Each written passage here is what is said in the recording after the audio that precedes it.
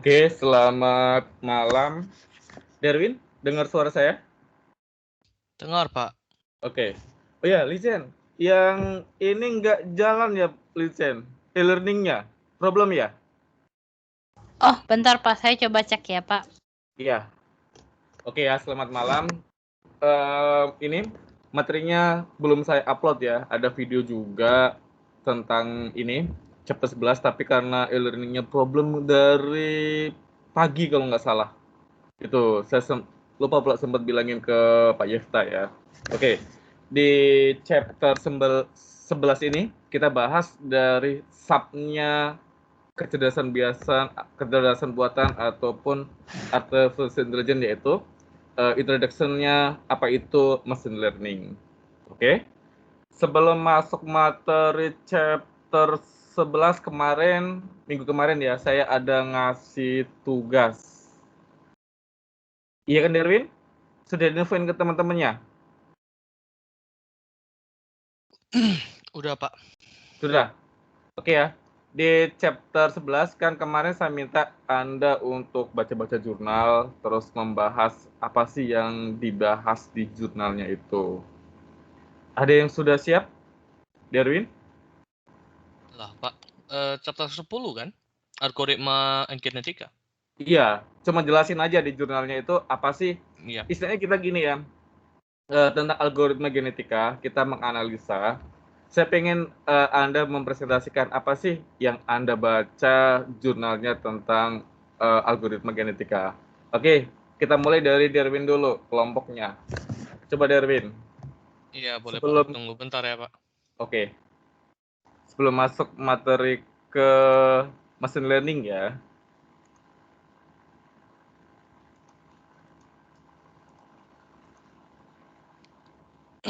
Udah nampak layarnya, Pak? Oke, ya silakan Derwin. Oke, jadi ini adalah presentasi kelompok kami yang beranggotakan Devin Gallen, Helvin, Junifer. Jadi ini judul jurnal yang akan dibahas yaitu implementasi algoritma genetika pada aplikasi penjadwalan perkuliahan berbasis web dengan menggunakan metode waterfall, studi kasus, STMIK, Prabu Muli. Nah, jadi ini itu dia itu menggunakan algoritma genetika itu untuk membuat sebuah ini penjadwalan mata kuliah. Jadi ya penjadwalan pelajaran gitulah. Jadi ini abstrak dari jurnalnya, jadi saya langsung copy saja. Tapi saya jelaskan intinya aja. Jadi di sini itu pada jurnal ini itu penyusunan jadwal perkuliahan di STMIK Prabu Muli ini masih menggunakan semi manual. Semi manual itu artinya itu dia masih menggunakan Microsoft Excel. Jadi membutuhkan berhari-hari atau berminggu-minggu untuk membuat jadwalnya. Lalu buat jadwalnya bukan sekali saja, bisa saja berkali-kali dikarenakan mungkin bertabakan waktu dengan dosen atau ruangan atau dan lain-lain atau libur gitu. Jadi inti dari jurnal ini itu dia membuat sebuah aplikasi yang dapat mempermudah proses penjadwalan, yaitu dengan menerapkan algoritma salah satu algoritma yang tepat yaitu algoritma genetika. Algoritma genetika ini adalah algoritma pencarian yang didasarkan pada mekanisme seleksi alamiah dan genetika alamiah. Next, yaitu mengapa menggunakan algoritma genetika. Jadi di jurnal ini orang ini menjelaskan mengapa kita perlu menggunakan algoritma genetika. Alasannya itu algoritma ini dapat menyelesaikan sebuah masalah yang memiliki multi kriteria, multi objektif, dan multi objektif untuk menyelesaikan masalah yang dimodelkan dengan proses biologi dan evolusi. Jadi ini multi kriteria itu maksudnya itu di sini itu misalnya kriteria dalam penjadwalan mata kuliah kan, satu dosen hanya ada di satu kelas dan satu waktu pada satu saat yang sama gitu kan. Maksudnya kan nggak mungkin satu dosen ada di dua ruangan pada saat yang sama gitu. Jadi itu ada multi kriteria. Kalau multi objektif itu ya objektifnya itu supaya menciptakan itu kan penjadwalan kuliah yang tidak tertabrak gitu kan. Waktunya tidak tertabrak, ruangannya tidak tertabrak, dosennya juga tidak tertabrak. Nah, jadi masuk ke metode penelitian. Jadi data penelitian ini penulis jurnal ini itu mengumpulkan dengan cara wawancara dengan pihak-pihak yang terkait seperti admin kepala prodi yang menyusun jadwal jawab perkuliahan itu sama pihak-pihak lain seperti dosen dan lain-lain. Lalu juga dilakukan studi pustaka untuk melihat referensi aplikasi yang akan digunakan. Selanjutnya alat dan bahan. Jadi di sini itu jurnal yang mereka bahas itu penulisnya menggunakan bahasa Python dan database MySQL. Penulis ini membuat sebuah penjadwalan mata kuliah yang berbasis website. Nah, lalu hardware-nya itu menggunakan ini laptop Toshiba Portege T110. Ini dengan menggunakan Windows 8 lalu memori 3 GB. Next itu pengembangan sistem. Jadi untuk mengembangkan sistem yang berbasis webnya itu penulis di sini itu menggunakan metode waterfall yang terdiri dari 4 di sini, yaitu analisis, desain, kode, dan tes. Kita masuk ke analisis. Jadi di analisis ini itu penulisnya menggunakan pada tahap ini itu terdiri dari dilakukan tiga hal, yaitu analisis permasalahan, analisis sistem, dan dia juga membuat itu activity diagram untuk menunjukkan bagaimana cara kerjanya sebuah sistem tersebut. Jadi pertama itu adalah analisis permasalahan. Analisis permasalahan ini seperti yang sudah diketahui, yaitu penjadwalan mata kuliah di sini masih semi manual, lalu yang menggunakan Excel, lalu penyusunannya itu lambat dan bisa berkali-kali. Jadi selanjutnya itu analisis sistem. Jadi di sini itu penulisnya itu mengumpulkan data-data yang diperlukan seperti misalnya nama dosen, kode dosen, sama seperti di sini itu mata kuliahnya sama SKS-nya. Jadi setelah data ini dikumpulkan, dia itu melakukan uji coba dengan menawarkan jadwal kuliah. Jadi jumlah record penawaran ini itu merupakan panjang kromosom dan mewakili jumlah item yang harus dijadwalkan nantinya. Selanjutnya itu ini activity diagramnya. Jadi ini activity diagram yang bisa dikatakan yang manual punya. Jadi admin Kapolri itu pertama itu dia menginsert data dosen, data mahasiswa, data mata kuliah, ruangan. Kemudian admin Kapolri akan membuat proses jadwal. Jadi setelah proses jadwal udah dibuat, maka akan menghasilkan jadwalnya. Jadi jika jadwalnya bentrok, maka dia akan ulang melakukan proses pembuatan jadwal. Kalau tidak bentrok, maka dia akan membuat laporan jadwal dan akan diterapkan jadwal kuliahnya. Selanjutnya itu tahap desain pada metode waterfall ini, yaitu dia di sini itu melakukan 3 desain. Desain tampilan interface yang bisa dilihat di gambar sini, desain algoritma, dan desain database.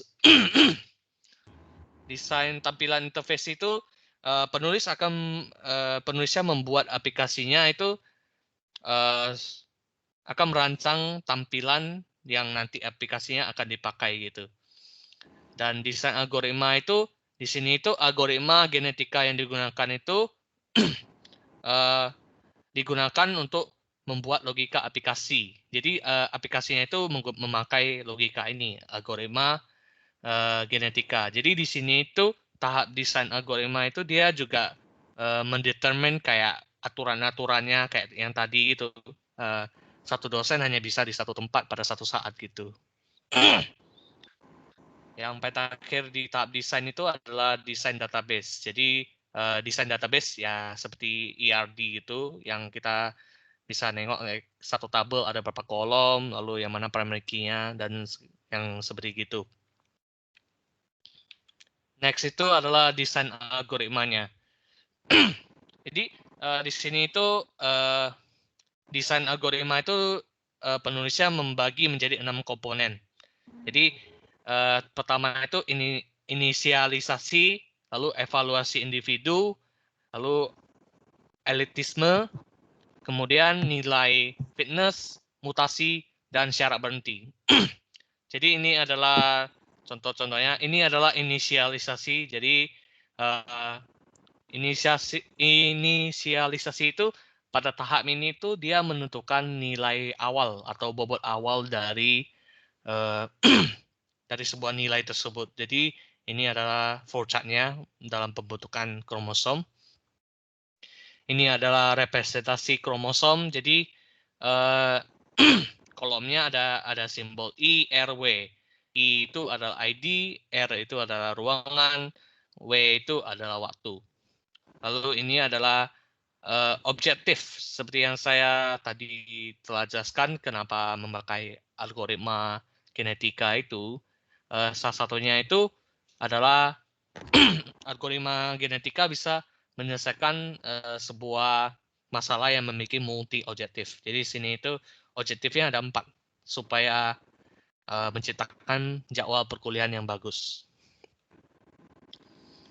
Selanjutnya itu adalah desain database. Ini adalah desain database yang digunakan salah satu tabel yang ada di jurnal penulis. Dan ini udah memasuki itu bagian hasil. Jadi setelah aplikasi tersebut dibuat, maka penulisnya melakukan tes. Jadi ini bisa dilihat di sini itu sistem lama dan sistem baru perbandingannya gimana. Jadi sistem lama itu menggunakan Microsoft Excel, sedangkan sistem baru itu menggunakan aplikasi yang dibuat oleh si penulis ini. Analisa datanya itu bisa dinengok di sini. Yang intinya itu ada di sini, yang di bagian bawah ini. Jadi penjadwalan itu sebelumnya itu manual, semi manual, karena kita insert sendiri, lalu kita harus cross check dengan dosen, lalu cross check dengan ruangan, gitu. Sekarang itu bisa dilakukan secara otomatis. Selanjutnya itu waktu proses. Jadi sebelumnya itu sebuah penjadwalan mata kuliah itu memerlukan waktu 1-2 minggu. Sekarang 3-10 menit sudah bisa jadi. Lalu yang terakhir itu adalah pengulangan penyusunan jadwal. Jadi di sini itu biasanya dalam satu semester itu jadwalnya disusun ulang sebanyak 5-10 kali.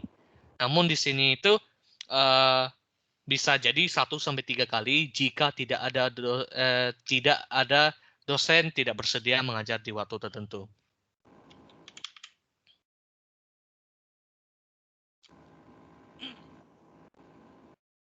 Ini hasil di kesimpulan yang jurnalnya itu. Pertama itu aplikasi yang katakan Pak.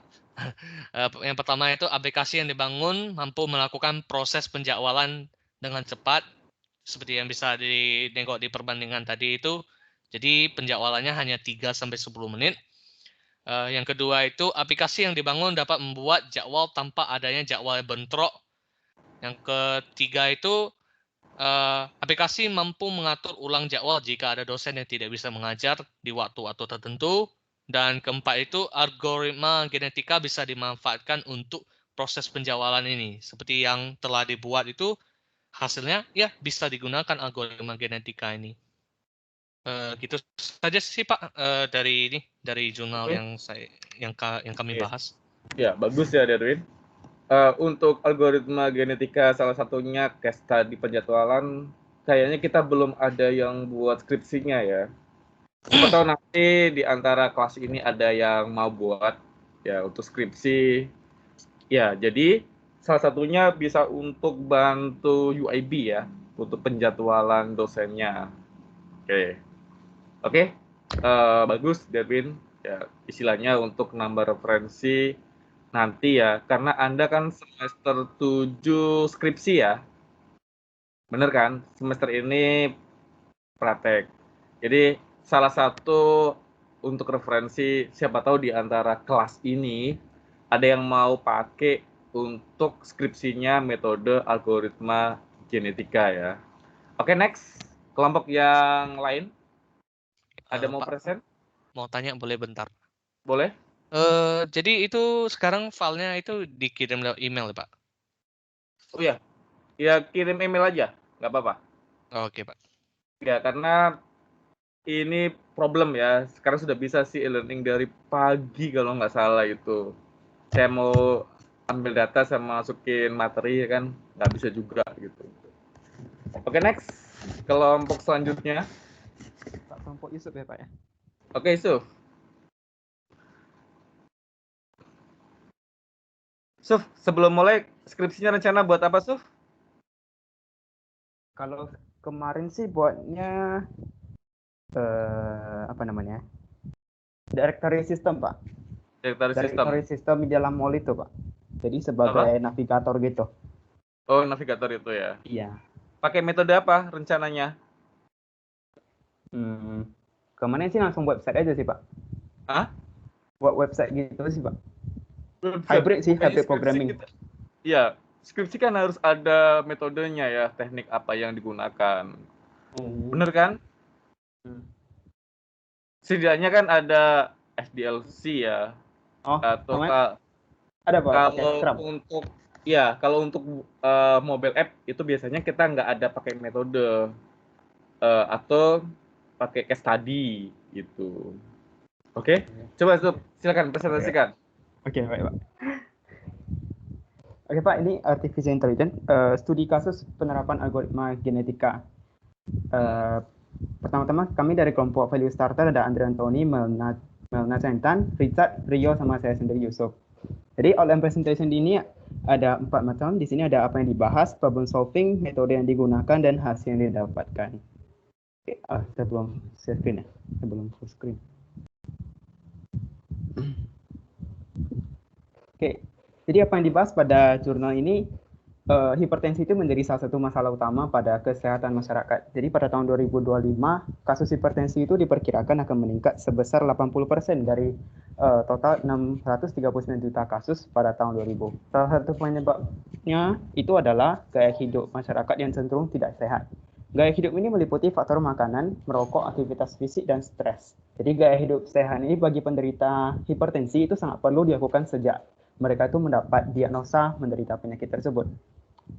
Jadi problem solving dari masalah ini adalah dengan menerapkan pendekatan algoritma genetika untuk menyusun komposisi makanan bagi penderita hipertensi dengan menggunakan metode extended intermediate crossover yang mampu menghasilkan kromosom offspring. Nah, di sini maksudnya adalah anak kromosom dari kromosom induknya yang lebih beragam, namun tetap mirip dengan kromosom induknya.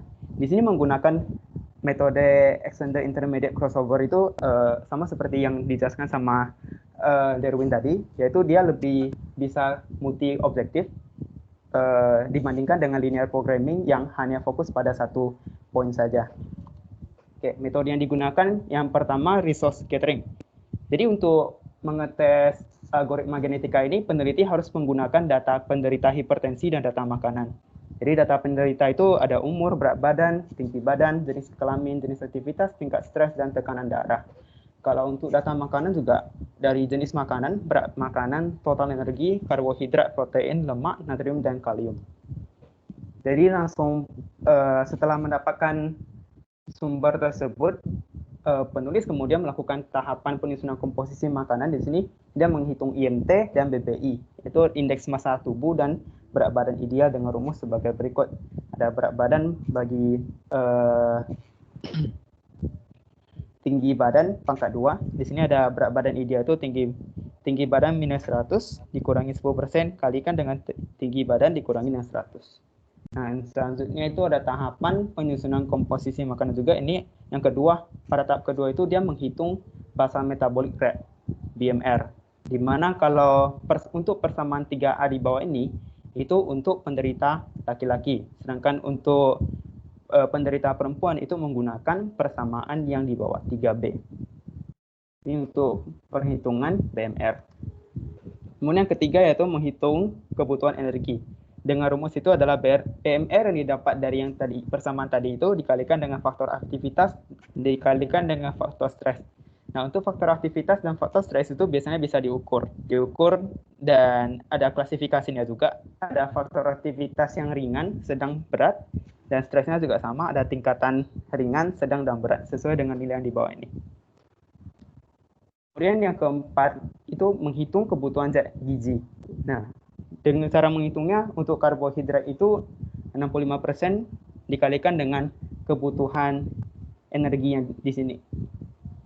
Kemudian dibagi dengan 4. Untuk protein 15% kali Ke bagi 4 dan lemak 20% kali Ke bagi 9. Sedangkan untuk penghitungan natrium dan kalium, natrium itu secara default per hari itu dibutuhkan 1.500 mg dan kalium 4.700 mg. Kemudian setelah tahapan penyusunan komposisi makanan, dia akan masuk ke representasi kromosom. Jadi di sini representasi kromosom digunakan itu dimodelkan sebagai bilangan integer yang berisi nomor urutan dari setiap jenis makanan. Di mana sebuah kromosom itu terdiri dari 14 gen yang di topik ini dia berisi nilai indeks makanan. Jadi 5 untuk makanan pagi, 5 siang, dan 4 malam untuk pemodelannya. Kemudian setelah representasi kromosom, dia akan melakukan namanya reproduksi. Yang kali ini jelaskannya dari sisi crossover-nya. Jadi dilakukan crossover untuk menghasilkan offspring dari induk yang direpresentasikan. Proses crossover dalam hal ini adalah extended intermediate crossover, itu dilakukan dengan memilih 2 kromosom induk secara acak dan menentukan nilai alfa secara acak pada interval minus 0,25 sampai dengan 1,25. Nah, ini persamaannya, dan yang di bawah ini adalah contoh. Contoh dari yang awalnya induk yang ini untuk melakukan crossover dengan nilai alfa tertentu. Nah, ini contohnya kalau misalnya yang satu ini induk 1 ditambahkan dengan alfa.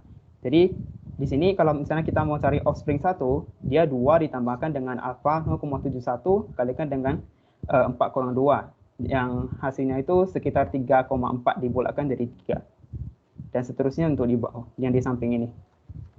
Oke, kemudian masuk ke fungsi fitness. Nah, pada fungsi fitness ini adalah hasil perhitungan total penalti yang dihitung dari selisih kebutuhan zat gizi seorang pasien dengan total zat gizi yang diberikan setelah menu makanan tersusun. Di mana fungsi fitness ini adalah fungsi fitness nilai kecocokan pada solusi tersebut atau kromosom tersebut terhadap permasalahan yang ada. Jadi dengan nilai fitness pada kasus ini bisa diukur dari fitness sama dengan 10.000 dibagikan 1 tambahkan dengan total penalti.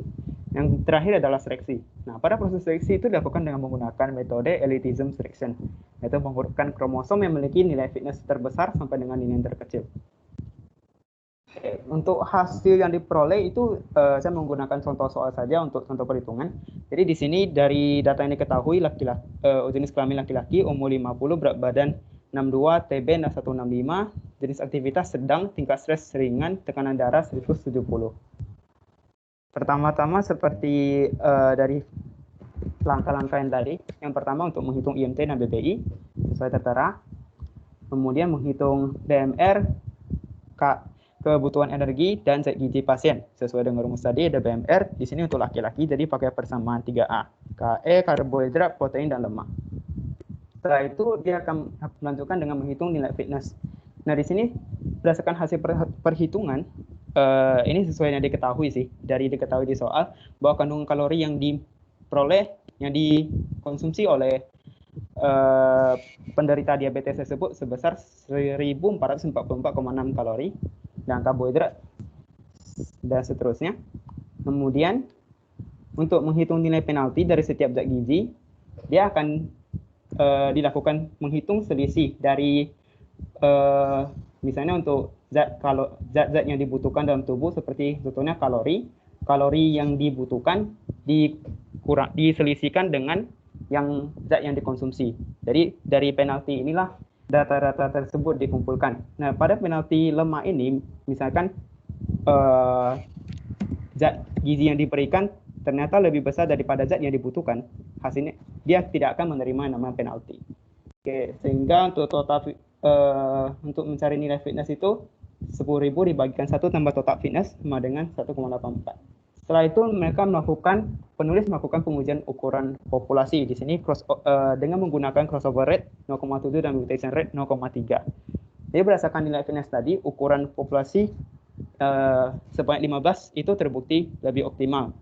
Kenapa? Karena hal ini membuktikan bahwa penambahan ukuran populasi menjadikan ini lebih ke mereka penulis menerapkan solusi-solusi tadi yang kemudian melakukan pengujian dari sisi ukuran populasinya. Sehingga hal ini membuktikan bahwa penambahan ukuran populasi menjadikan algoritma genetika melakukan pencarian lebih luas sehingga bisa mendapatkan hasil yang lebih baik. Di sini dibuktikan bahwa ukuran populasi yang semakin tinggi ternyata lebih jelas dan memiliki nilai kecocokan yang lebih tinggi. Yang seterusnya itu adalah pengujian banyaknya generasi sama menggunakan crossover rate 0,7 dan mutation rate 0,3.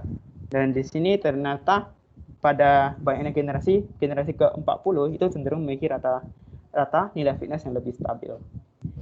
Yang terakhir itu pengujian crossover rate dan mutation rate tersebut dengan menggunakan ukuran populasi dari yang tadi optimal, populasi 15 dan generasi 40, sehingga diketahui bahwa nilai CR dan MR optimal itu adalah 0,3 dan 0,7 untuk MR-nya. Ini mereka melakukan testing. Nah, kesimpulan dari jurnal yang saya baca ini, lebih pentingnya itu di menghasilkan solusi yang optimal tersebut, parameter algoritma yang digunakan. Ya di sini peneliti ini bertujuan untuk untuk mencari tahu parameter algoritma yang baik pada penelitian kali ini itu apa. Jadi parameter algoritma setelah dilakukan riset itu digunakan adalah ukuran populasi sebesar 15 dan generasi sebanyak 40 dengan nilai crossover rate dan mutation rate sebesar 0,3 dan 0,7. Itu sih Pak dari jurnal saya baca. Oke, bagus. Oke ya, Sof. Oke, jadi sudah paham ya bagaimana untuk implementasinya. Satu lagi, next. Ada yang mau presentasi? Jangan lupa anggota kelompoknya, Sof, di chat ya. Ya, Pak. Ada lagi? Kalau tidak ada, saya masuk ke materi chapter 11. Genre. Ya, Pak. Ya, silakan.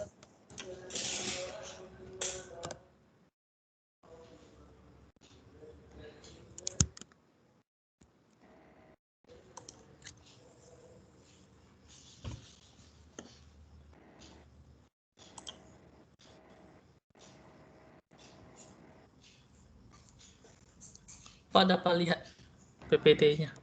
Belum. Mungkin lagi waiting ya. Oke, nampak sudah. Saya perwakilan dari kelompok RAS yang akan mempresentasikan case study penjabalan ujian dengan algoritma genetika. Istilah penjadwalan adalah kegiatan pengalokasian yang konsisten antara ruang dosen dan mahasiswa dengan pengaturan yang terbaik. Kendala utama yang dalam penyusunan jadwal yang terjadi hampir di seluruh perguruan tinggi adalah jadwal bentrok. Misalnya, dosen tidak dapat berada di 2 tempat sekaligus. Selanjutnya itu algoritma genetika adalah algoritma pencarian dan teknik optimasi yang memiliki sejumlah langkah seperti inisialisasi, seleksi, crossover, mutasi, dan penggantian.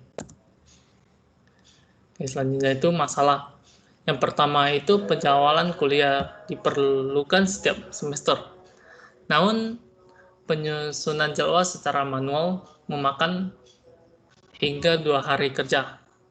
Yang kedua itu komponen penyusun yang kompleks seperti mata kuliah, ruang yang tersedia, waktu yang kosong dan dosen yang tersedia rentan akan kesalahan. Yang terakhir itu banyaknya aturan-aturan yang perlu diperhatikan. Itu akan menambah kerumitan. Oke, selanjutnya itu problem solving. Sistem penjualan dapat melakukan.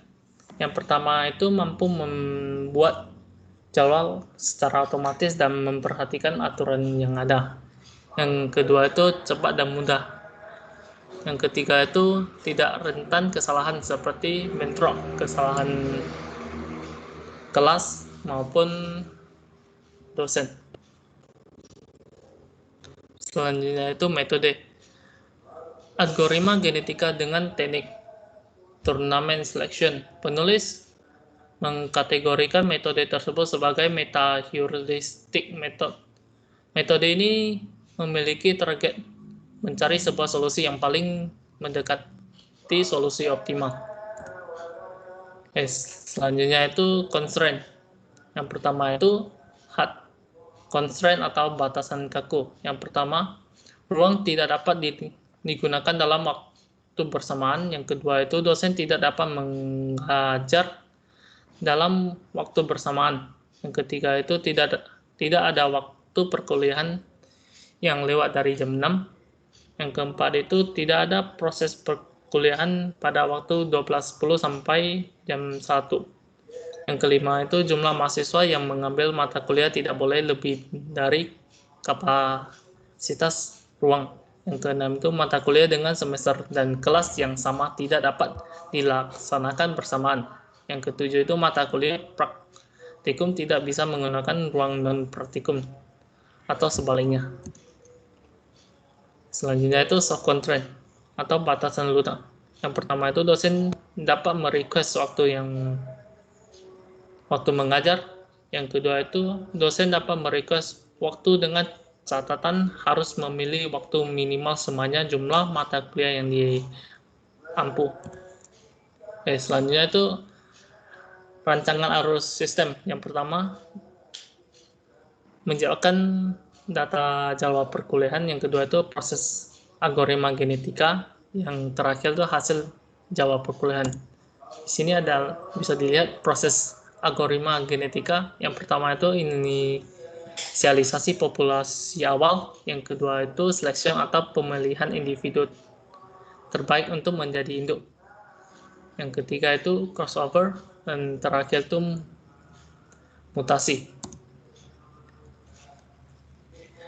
Di sini dapat lihat data yang digunakan untuk pembagian jadwal perkuliahan dengan 7 ruang, 26 daftar mata kuliah, 13 dosen, 60 waktu atau jadwal yang tersedia. Proses algoritma genetika. Uji coba pertama untuk setiap nilai variabel yang diinput sehingga diketahui rata-rata estimasi waktu dan nilai finesse. Percobaan ini mencari nilai sesuai hard constraint yang dimiliki. Hasil percobaan ini adalah nilai variabel maksimal generasi agar mendapat finesse. Nilai finesse terbaik adalah 100. Selanjutnya itu mencari nilai jumlah populasi yang dibangkitkan. Hasil percobaan ini adalah nilai variabel jumlah populasi yang dibangkitkan agar mendapatkan finesse terbaik adalah 25. Selanjutnya itu mencari nilai probabilitas crossover. Hasil percobaan ini adalah nilai probabilitas crossover agar mendapat nilai finesse terbaik adalah 75. Selanjutnya itu mencari nilai variabel probabilitas mutasi. Hasil yang didapat adalah nilai variabel probabilitas mutasi agar dapat mendapat nilai finesse terbaik adalah 5. Maka diketahui jumlah populasi yang dibangkitkan adalah 25, maksimal generasi adalah 100, probabilitas crossover adalah 75 dan probabilitas mutasi adalah 25. Untuk memenuhi permintaan dosen atas waktu mengajarnya, maka dilakukan uji coba berikut. Yang pertama itu satu dosen dengan menggunakan input pertama dengan nilai maksimal 100, generasi 100, rata-rata finesse hanya 0,7 yang berarti ketidaksesuaian antara jadwal dan request. Lalu dengan mencoba menggunakan nilai maksimal generasi 200, rata-rata finish sebesar 1, yang berarti sudah sesuai antara request dan jadwal yang dihasilkan. Waktu yang dibutuhkan untuk memproses ini adalah 4,2 menit. Yang selanjutnya itu 3 dosen. Untuk mendapatkan finish dan waktu paling optimal, ditemukan jumlah populasi yang dibangkitkan adalah 25. Maksimal generasi ada 500, probabilitas crossover ada 75, dan probabilitas mutasi ada 5. Waktu yang dibutuhkan sistem untuk memproses penjualan ini adalah 10,5 menit. Yang selanjutnya itu 6 dosen. Untuk mendapatkan nilai finish atau waktu yang paling optimal, ditemukan jumlah populasi yang dibangkitkan adalah 25, maksimal generasi adalah 600, probabilitas crossover ada 75, dan probabilitas mutasi adalah 5. Waktu yang dibutuhkan untuk proses penjualan ini adalah 14,7 menit. Hasil atau pembuatan jadwal perkuliahan yang pertama itu sebuah sistem penjualan yang hanya memerlukan waktu 14,7 menit untuk menghasilkan jadwal, dibandingkan proses manual yang memakan 2 hari kerja. Yang kedua itu nilai variabel jumlah populasi dibangkitkan adalah 25, maksimal generasi adalah 600. Probabilitas crossover adalah 75, dan probabilitas mutasi adalah 5. Selanjutnya itu semua hard constraint terpenuhi dalam 109 detik atau 1,8 menit. Yang keempat itu semua soft constraint bertotalkan 6 dosen yang terpenuhi dalam 880 detik atau 14,7 menit. Yang terakhir itu tidak ada bentrok dalam alokasi karena nilai finish sama dengan 1. Oke. Sekian dari kelompok RAS. Terima kasih, Pak. Oke, bagus ya Jendri. Ini lebih kompleks dari punyanya Derwin. Oke, kita lanjut ke materi selanjutnya. Nanti yang presentasi habis saya jelasin. Terus ini sudah saya upload untuk materinya. Habis itu sebentar, saya kasih tugas minggu depan ya. Ini untuk tugas minggu depan. Oke. Selanjutnya masuk ke chapter 11. Di chapter 11 kita bahas tentang ini ya. Introduction Machine Learning. Machine Learning kemarin sudah diajarin belum? Machine Learning sudah ya?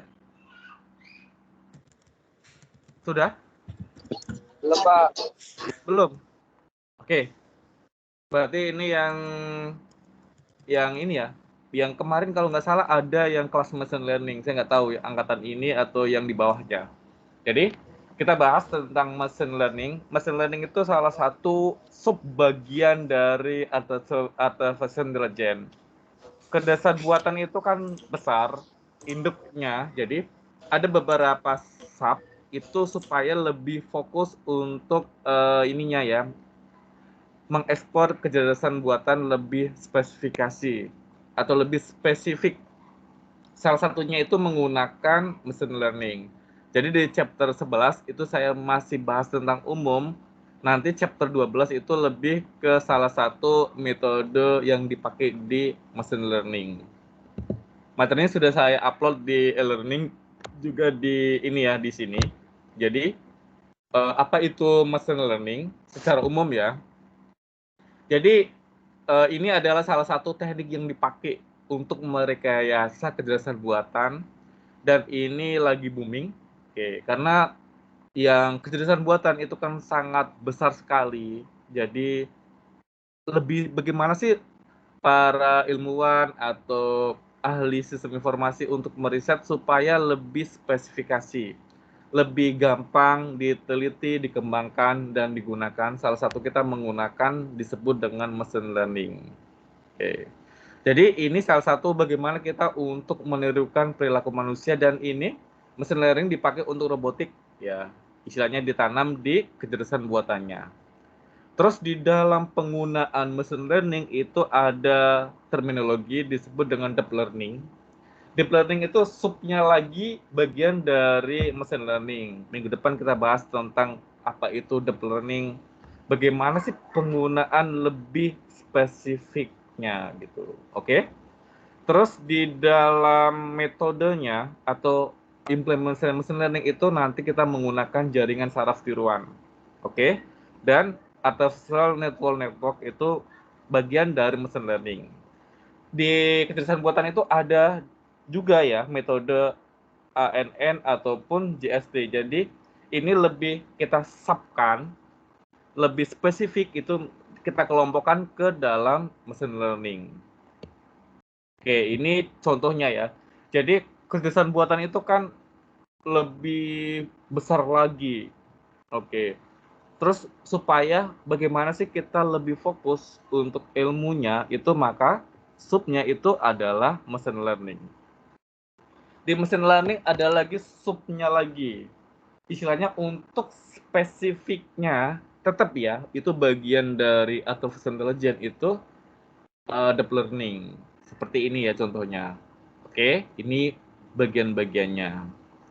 Terus machine learning itu bagaimana kita untuk metode ya, istilahnya kita masih main-main dengan analisa data. Bagaimana kita untuk otomasi. Jadi di industri tempat saya kerja ya, itu di Flag itu sudah pakai machine learning. Machine learning contohnya sederhana.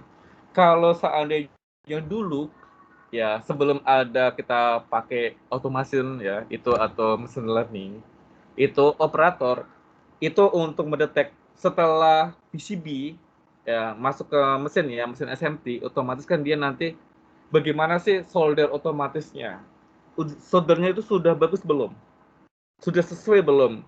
Terus kalau di solder dari mesin ya, itu nanti kan ada defect ataupun rejectnya. Kalau zaman sebelum ada mesin deep learning-nya itu operator menggunakan hot loop, itu istilahnya kita untuk menginspek. Inspek itu untuk operator mengetahui ini rejectnya apa, istilahnya kurang solder. Terus rejectnya istilahnya pemasangan komponennya salah. Yang operator di mesin SMT istilahnya masukin komponennya ya, itu salah. Terus ataupun dari manual insert dia pasang komponennya salah. Habis masuk ke mesin reflow, iya istilahnya untuk solder ya. Jadi kalau seandainya yang insert manusia itu kan accept-nya bener nggak, sesuai nggak? Ini berapa 50, 30 kah? Karena masing-masing manusia itu kan beda standar, beda untuk inspeknya. Jadi perusahaan kan tidak mau sampai nanti barangnya rupanya reject, lolos sampai ke customer. Jadi bagaimana sih salah satu teknik kita untuk menghambat supaya barang itu atau ini ya PCB itu tidak lolos. Jadi kalau seandainya kedetek, oh rupanya ini solder pastanya kurang, atau ini ada misalignment. Untuk salah satunya maka kita di perusahaan, di industri khususnya itu kita menggunakan machine learning ataupun biasa disebut dengan otomasi ya, kalau di industri otomasi komponen. Di mesin kita pasang, kita tanam itu alatnya kemarin kita beli kurang lebih itu sekitar 2 miliar untuk satu mesin. Jadi kalau ada 10 mesin berarti 2 miliar kalikan ya segitu. Oke. Jadi terus setelah kita pasang machine learning, jadi masuk barang, kita masukkan ke dalam mesin, itu mesin nanti menginspek, otomatis dia akan dia akan kan banyak ini kamera ya, kamera visionnya untuk mendeteksi. Jadi nanti dia akan otomatis keluar, oh rupanya rejectnya misalignment, rejectnya kurang solder, oh rejectnya salah pemasangan komponen, komponennya di letaknya J5 rupanya terbalik. Itu salah satu kita menggunakan teknologi untuk machine learning. Memang sih itu sangat bagus, tapi perlu invest yang lumayan banyak ya, karena satu mesin kita pasang itu harga peralatannya kecil, itu kurang lebih 2M. Terus jadi kita bisa untuk yang kritikal, jadi si operator kan kita yang kayak kritikal seperti itu kita tidak perlu, dia cuma masukin keluar, oh inspect, reject. Jadi ini baru kita pisahkan, kalau bagus langsung ke proses selanjutnya. Itu salah satu bagaimana kita untuk penggunaan machine learning di industri. Memang salah satunya itu sangat bagus, jadi perlu investasi besar dan bisa untuk mengurangi cost ya untuk kita membayar operator. Harusnya ada operator 3, 4, 5 untuk inspect, itu kita bisa tempatkan di tempat yang lain. Oke. Terus contoh yang real, yang istilahnya yang saya analisa di industri. Ada lagi contoh machine learning, itu seperti untuk pengenalan gambar. Oke, di industri kita walaupun kita pakai masker ya, kita sudah menerapkan itu ada kamera. Jadi kamera kita taruh wajah. Nanti kan kita sudah ada istilahnya foto karyawan, dia pakai AI ya. Nanti kita detect, oh masuk Saiful Anas Saklani, dia otomatis akan keluar suhu 36,1. Seandainya dia suhunya 37, otomatis aplikasinya dia akan alert dan dia nanti akan report langsung ke security. Itu salah satu penggunaan machine learning ya. Itu yang real, itu yang di industri. Oke. Next. Terus apa sih perbedaan antara machine learning dan artificial intelligence ataupun kecerdasan buatan? Oke. Jadi kalau di AI itu mengacu pada prosedur itu untuk pemrograman komputer mesin ya. Jadi dia untuk mengambil atau mendefinisikan secara rasional. Rasional itu yang bagaimana sih? Rasional itu istilahnya untuk dasar dalam pengambilan sebuah keputusan. Contoh sederhananya, di AI itu digunakan untuk memeriksa apakah parameter tertentu itu dalam sebuah program itu berperilaku normal ataupun tidak normal. Mesin dapat menimbulkan alarm jika parameter mengatakan X. Ya, contoh sederhananya itu saya ya, rupanya demam. Masuk ke industri di pintu gerbang itu kan kita ada kamera vision, ada pendeteksi ya. Wajah kita dicek nanti otomatis dia akan nampak suhu kita, nama kita, dan aplikasinya dia akan berbunyi jika suhunya itu di atas rata-rata. Oke, karena pandemi COVID. Ini contoh penggunaannya. Terus bagaimana penggunaan AI di dalam machine learning? Machine learning adalah AI juga, tapi dia lebih ke subnya atau lebih ke bagian lebih spesifik. Oke. Contohnya di mesin itu dilatih kita untuk belajar ya dari pengalaman masa lalu. Pengalaman masa lalu itu contohnya seperti apa? Dari data lama itu kita masukkan ke dalam sistem. Dari data sistem lama itu kita olah, kita kembangkan, terus nanti mendapatkan kesimpulan apa sih hasil yang didapat dari kumpulan-kumpulan data ataupun bank-bank data itu. Terus digunakan menggunakan algoritma, salah satunya itu ada naive Bayes, ada support vector mesin, itu untuk hasil akhirnya penggunaan di machine learning. Terus apa perbedaannya machine learning dengan statistik? Oke, sama-sama statistik juga menghitung ya, karena statistik sekarang kan lebih canggih juga. Kalau statistik itu kan salah satu cabang dari ilmu matematika yang memanfaatkan data baik dari seluruh populasi ataupun sampel. Terus kita analisis, kita sajikan data, nanti didapat apa sih hasil kesimpulannya. Beberapa teknik statistik yang digunakan seperti regresi, varian, standar deviasi, probabilitas besaran, dan lain-lainnya. Itu bagian dari penggunaan statistik. Terus bagaimana untuk proses kerjanya machine learning. Jadi, machine learning itu kan melibatkan proses struktural. Jadi ada step by step untuk penggunaannya ataupun tahap-tahapannya di machine learning. Pertama itu ada data input. Jadi di sini bagaimana data kita masukkan, contohnya pakai text file, pakai Excel ya untuk spreadsheet-nya, ataupun kita menggunakan SQL database. Terus tahap selanjutnya itu adalah untuk extract data atau processing data. Di tahap ini data diolah. Contohnya bagaimana kita untuk merepresentasikan data, terus bagaimana penggunaan algoritmanya, terus bagaimana pembelajaran untuk learning algoritmanya. Terus setelah tahap kedua baru selanjutnya itu adalah penggunaan tahap generalisasi.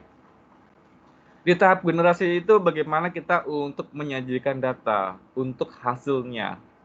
Apa sih data yang sudah kita olah itu hasilnya seperti apa? Apa sih keputusan yang digunakan? Itu di generalisasi. Jadi di tahap-tahapan ini adalah proses sederhana untuk machine learning-nya. Next. Jadi di machine learning itu kita juga ada step by step. Istilahnya step-step itu urutan-urutannya untuk penggunaan machine learning-nya. Step pertama itu kita untuk mengumpulkan data.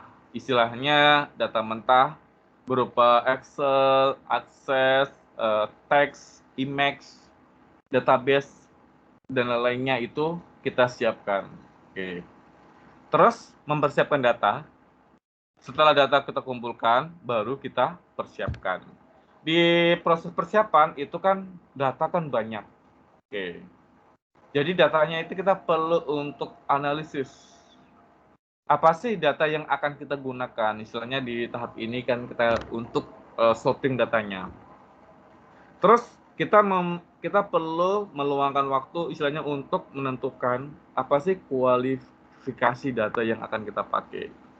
Setelah tahap 1, tahap 2 baru kita melanjut ke tahap ketiga, itu kita melatih sebuah model.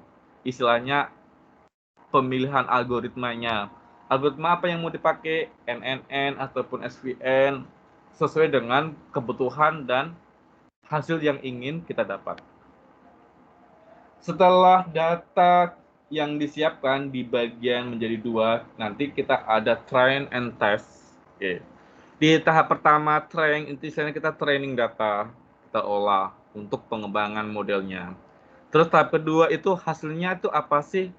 Nanti kita pakai coba implementasi minggu depan ya, menggunakan support virtual machine di RStudio. Terus tahap selanjutnya itu tahap kita untuk mengevaluasi sebuah model. Jadi di tahap ini bagaimana sih untuk datanya kita untuk akurat. Terus datanya kita untuk testing data. Oke. Terus bagaimana sih kita untuk penempatan, ketepatan penggunaan algoritma berdasarkan sih hasil dari pengujian yang kita gunakan.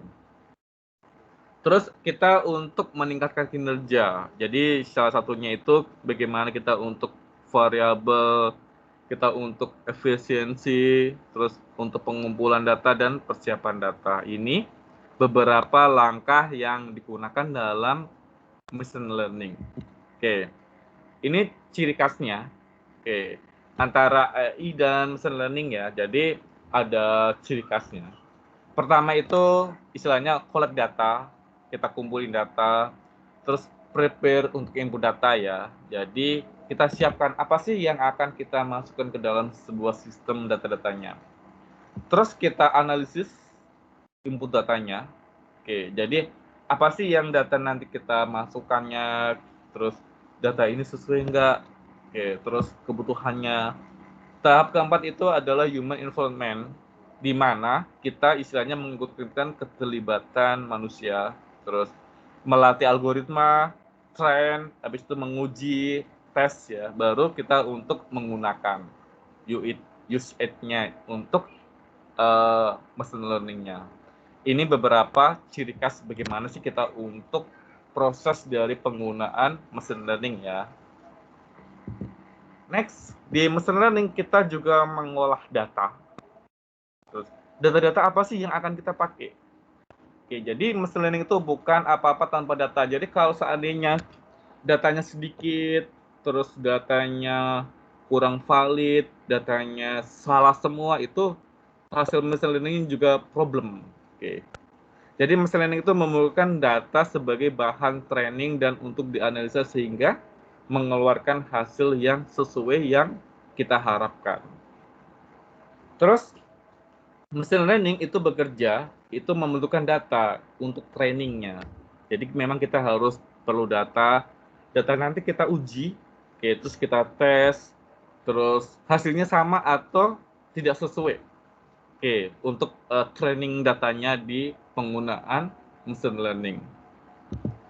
Di machine learning ada beberapa algoritma yang dipakai, terus ada teknik yang dipakai juga algoritma.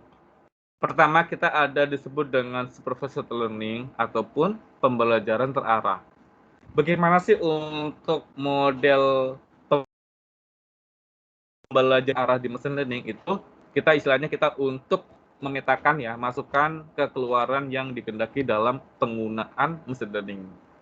Terus bagaimana kita untuk mengumpulkan atau kumpulan datanya.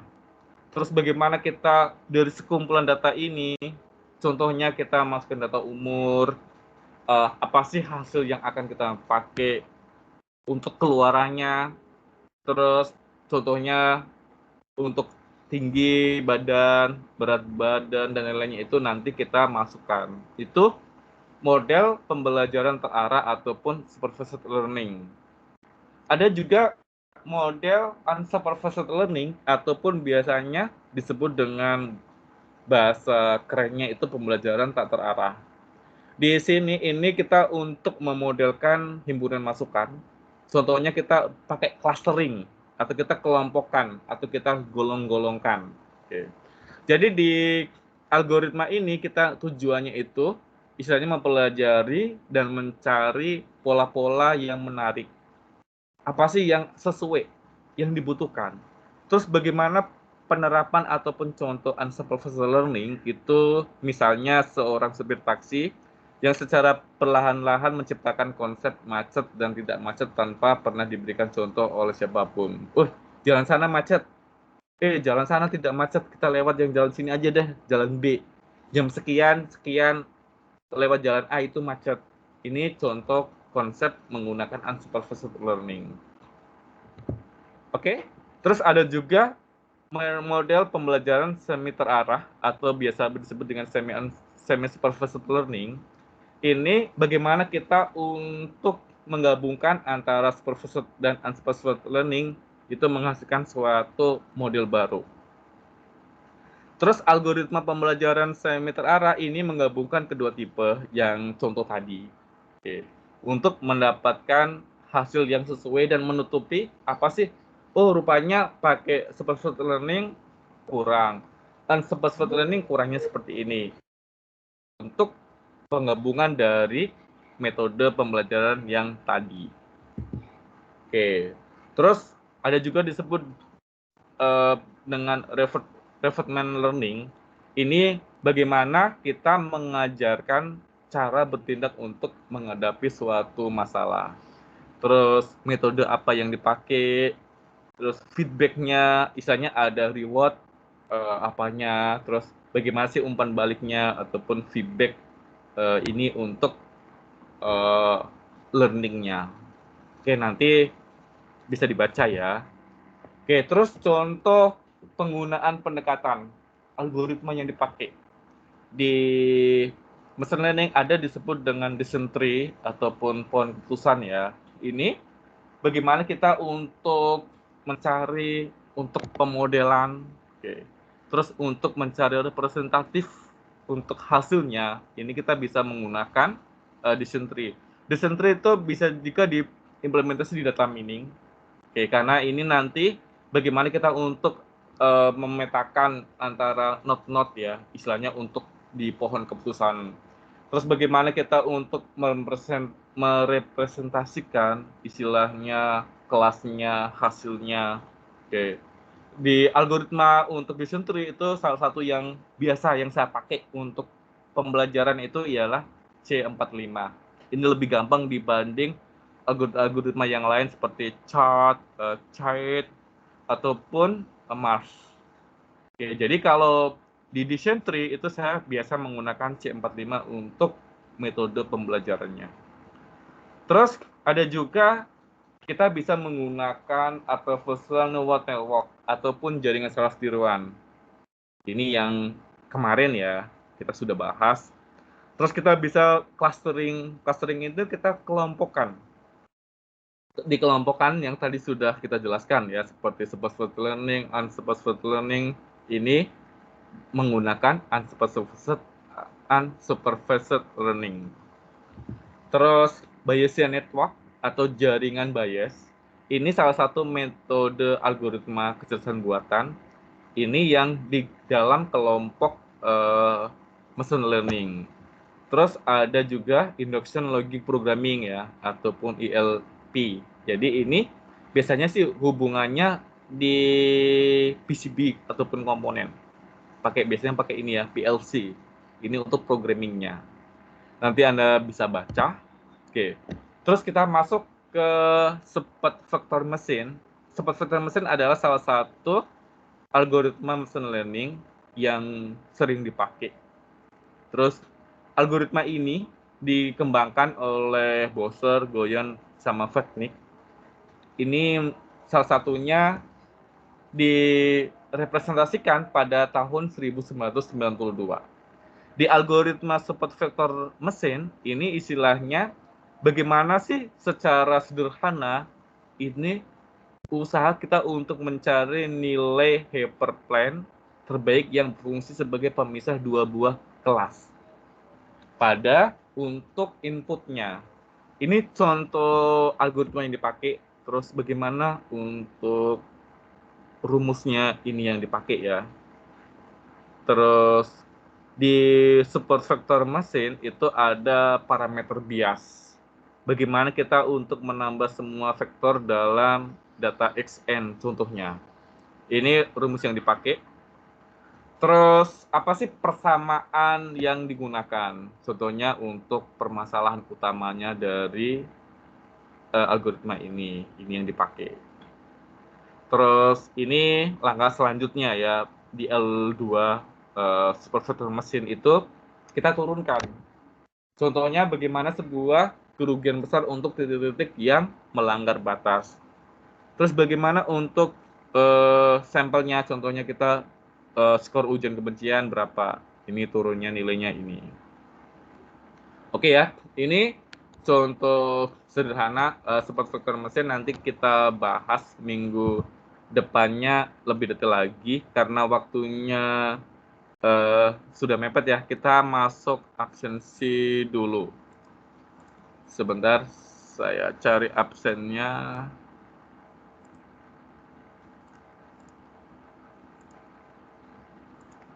Oke, saya absen dulu ya. Yusuf hadir? Hadir, Pak. Andri? Hadir, Pak. Wilson Fernando? Wilson?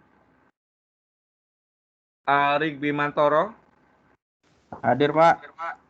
Daniel? Danielim? Muhammad Rivaldi? Hadir, Pak. Hadir, Pak. Hadir.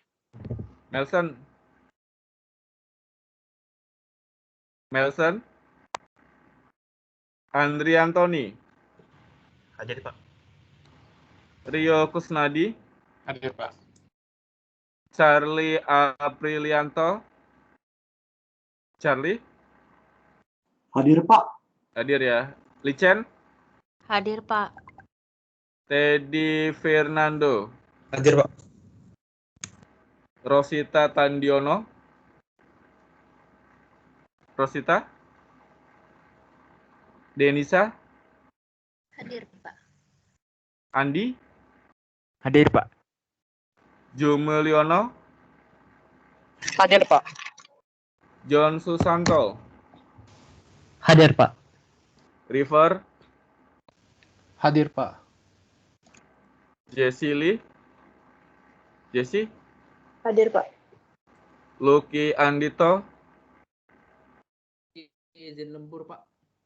hadir. Izin lembur, Pak. Oh ya, Elvin,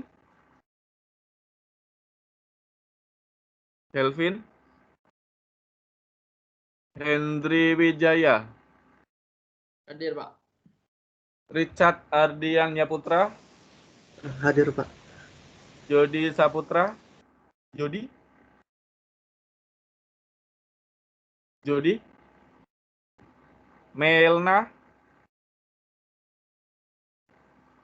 Melna hadir. Oke, Melna hadir. Adi Sutono,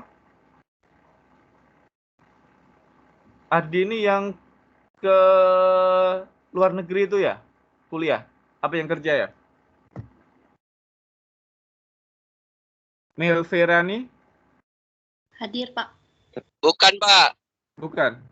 Itu WV, apa? Siapa sih? WV mana ya? Seingat saya WV yang ke luar Iya, negeri. siapa itu? Wilson Fernando, Pak. Yang keluar, Pak. Oh, Wilson ya? Deren, Hadir, Pak. David Tarjo, David, Ardi ada, Ardi, David, oh ya, Wilson ya, sorry. Junifer, Junifer hadir ya? Ah, Derwin hadir. Jukenli, Hadir, Pak.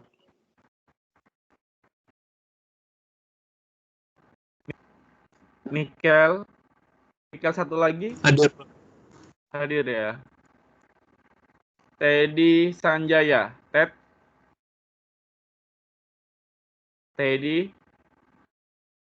Kelvin, Hadir, Pak. hadir ya. Yudi Hartanto, ya. Yudi OT, Pak. Apa? Sorry, nggak dengar. Yudi sedang OT kerja, Pak. Oh ya, oke. Yudi. Jendri Winata, Hadir, Pak. hadir. Derek, Pak, Mike 42 hadir, Pak. oke. Pak Daniel Lim hadir. Derek hadir ya. Ricky Fernando, Ricky, Hadir, Pak. hadir ya. Melvi Devalia, Hadir, Pak. hadir ya. Hendra Wijaya, Hadir, Pak. William Surya, Hadir, Pak. Kelvin Kurniawan, Kelvin, Hadir, Pak. Amir, Hadir, Pak. Judi Hartanto, izin lembur ya. Teddy Sanjaya hadir, Ted.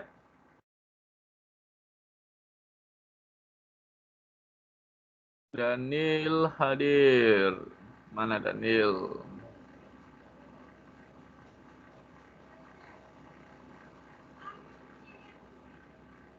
Daniel hadir. Wilson Fernando ya, yang luar negeri ya. Melson,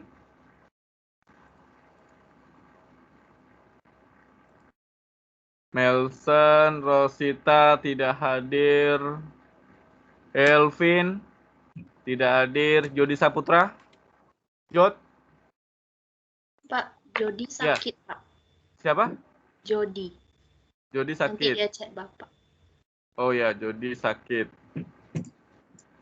Oke. Ardi Sutono, David,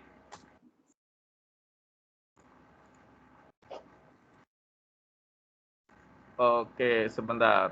Tadi Yudi, oke. Tadi sebentar ya. Oke, ada yang mau ditanyakan soal materinya?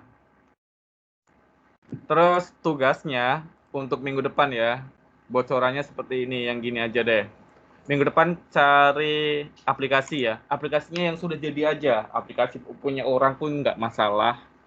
Ya, contohnya aplikasi yang ada machine learning-nya, contohnya ini untuk analisa ya, atau Anda di RStudio juga bisa buat seperti ini.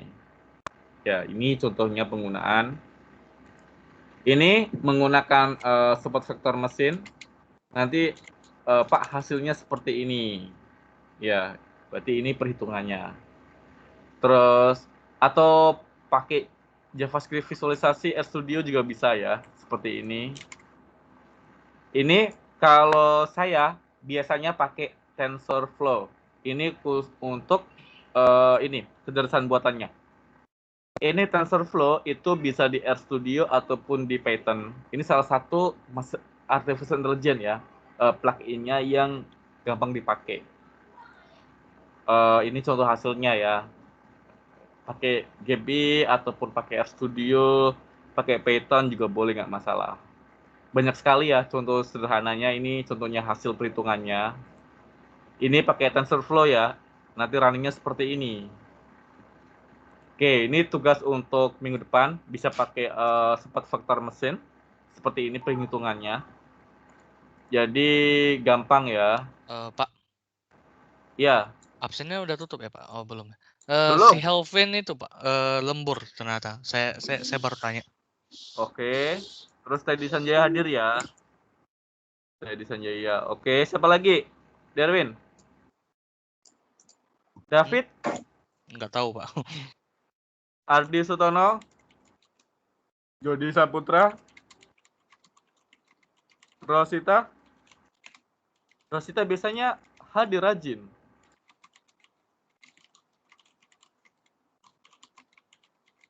Melson? Oke ya. Ada yang mau ditanyakan soal materi chapter 11? Oke ya, tadi 3 hari yang lalu ya, di sekarang kita sudah ada vaksin. Tadi saya juga sudah divaksin ya. Mudah-mudahan habis vaksin kedua, kita bisa kuliah offline. Nanti Anda bisa wisudanya di gedung ya, bukan wisuda virtual. Kan sayang ya, kuliah 3,5 tahun Anda cuma wisuda di kedai kopi atau di kamar kan nggak keren. Bener Kak Licen? Oke ya, jadi kalau ada pertanyaan silakan. Ada yang mau tanyakan soal materi chapter 11 sebelum saya tutup ya, karena sudah